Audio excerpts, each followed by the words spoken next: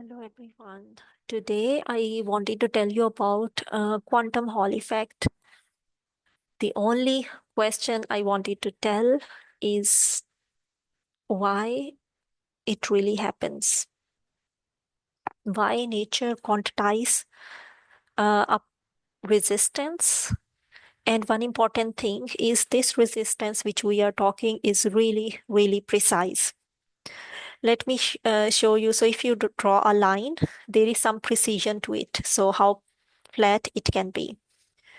So now we are talking about a resistance which is really flat, which is a billionth part of one precision. So it's extremely precise resistance, or it's extremely precise phenomena which we see.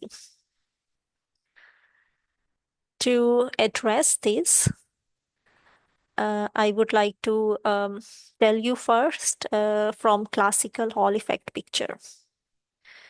Let's see further.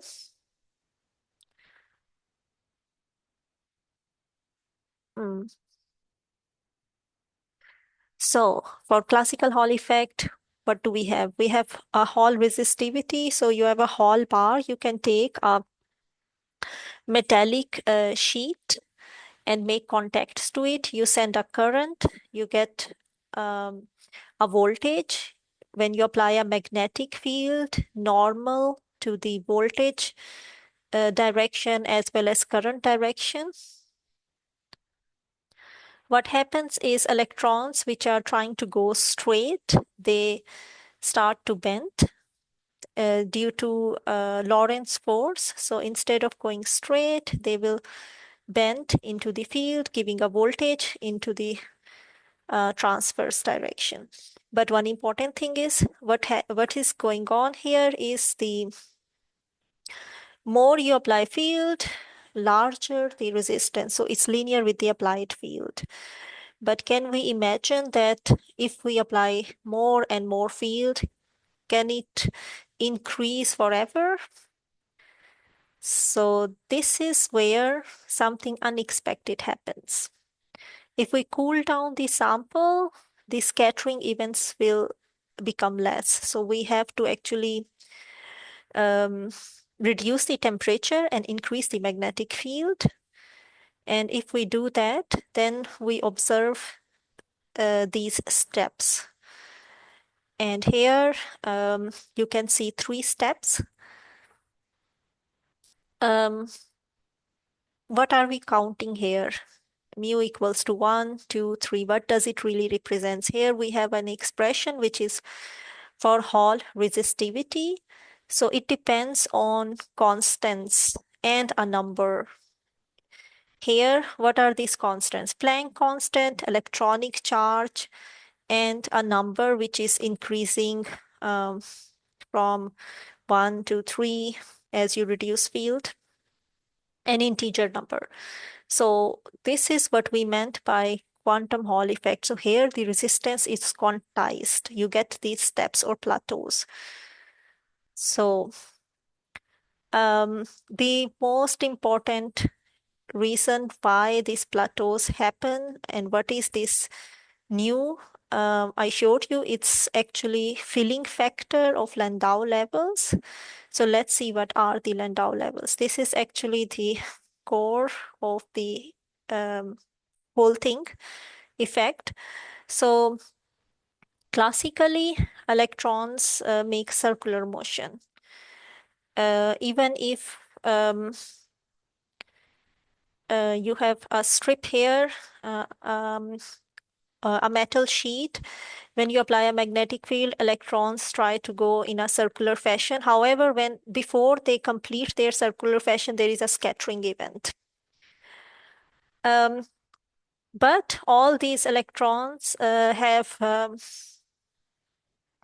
the energies are continuous. So they are not discretized. However, quantum mechanically, you get discrete energies. Here, 3 levels are shown, and here is the Fermi level. So at the Fermi level, electrons will contribute to conductivity. Above, no. they are not occupied. So now the important thing is you get gaps between different levels. So here you can see two levels have a specific gap, and then some levels are shifted above the Fermi level. So the energies are given by this expression. Most important thing is this gap is which is proportional to cyclotron frequency and proportional to magnetic field. So you can see this parabolic shape. The important thing is that at the Fermi level, these edges cross the Fermi level. So here the energy of the levels are plotted as function of position. So these are the edges. Here one edge and this side is the other edge. So at the edges they cross. One important thing is you see the level itself, the center, the bulk of the level is not contributing. It's far below. However, the edge, it crosses and it contributes to the conductivity. Let's look closely to this further. So now what I showed you, if we increase the magnetic field, what happens? Before you were having two levels, now the gap between these two levels will start to increase because this gap is proportional to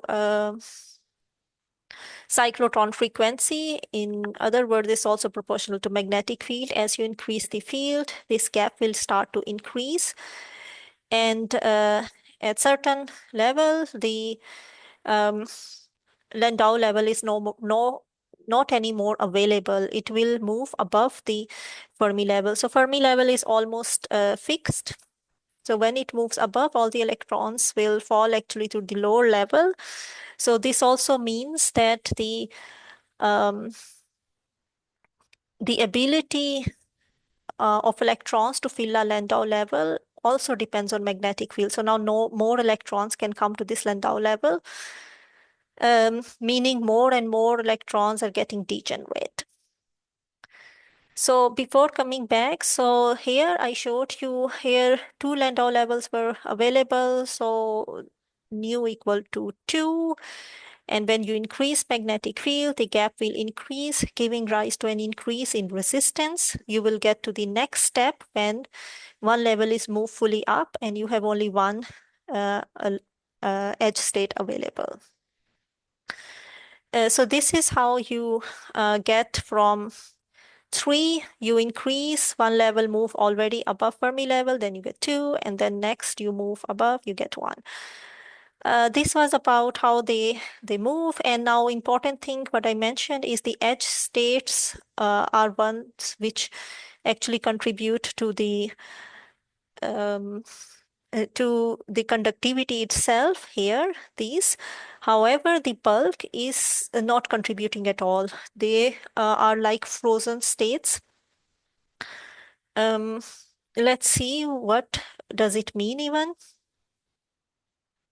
So here we see bulk of the bulk electrons, or the center of the sample. The electrons make this cyclic path, the cyclotron motion, or cyclotron orbits, and they are actually they really look like stuck or frozen states. They do not really contribute. They are localized.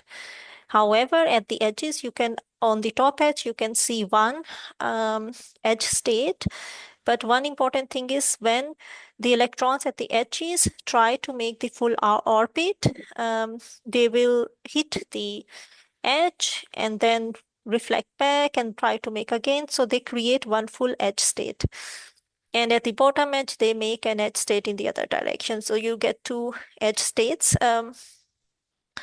But the most important thing is they are like one-way streets. There is really no backscattering. The electron cannot move backward. They can only move forward. And at the edges, you have edge potentials.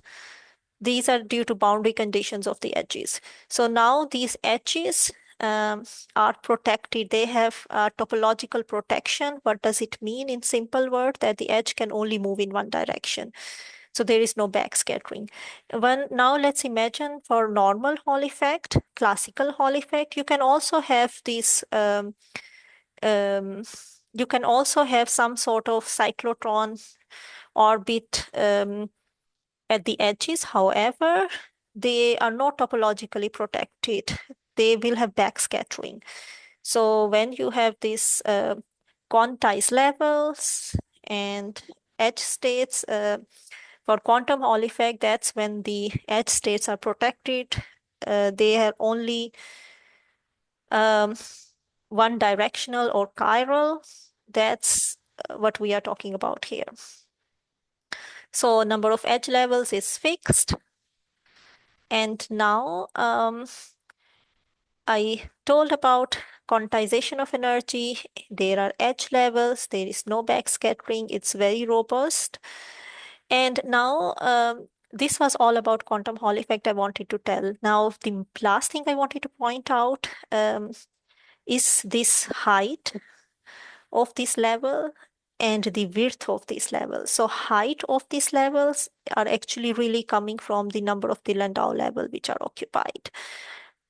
So 3 levels, 2 levels. And the width is actually coming from the disorder or defects. How many defects or disorder are in the system, in the bulk? They will actually keep the resistivity flat. However, if your sample is very, very clean, the steps will be not so clear, not so long. So what I wanted to point out here is, in this case, disorder is not a problem, is actually a good thing. It gives more localization at the center, so bulk do not contribute at all, and you get very nice steps. And with this, I would like to conclude. So we learned about quantum Hall effect. Here, the resistivity is quantized, only depends on universal constants and Landau filling factor. Thank you very much.